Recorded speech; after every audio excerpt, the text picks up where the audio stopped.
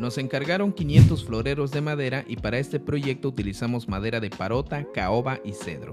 Así que después del proceso de rectificación, cepillado y lijado, cortamos todas las piezas tomando en cuenta que son 5 modelos distintos y 2 requerían cortes en distintos ángulos. La verdad esto no fue nada complicado salvo por el tamaño de las piezas ya que eran muy pequeñas y esto le daba algo de riesgo al corte. Pero se logró sin incidentes y continuamos con el armado con pegamento y clavillos.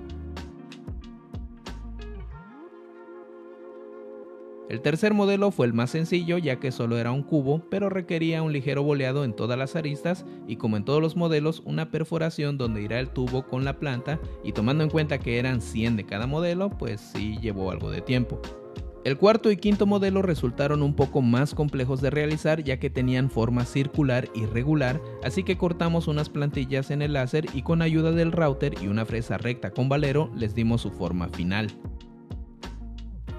Esta parte fue la que llevó más tiempo y tal vez con un router CNC hubiera sido más fácil, pero bueno, se trabaja con lo que se tiene. Al final aplicamos aceite y cera a todas las piezas y este fue el resultado. Les puse una flor de utilería y un tubo pequeño como referencia, pero lucirían más o menos así.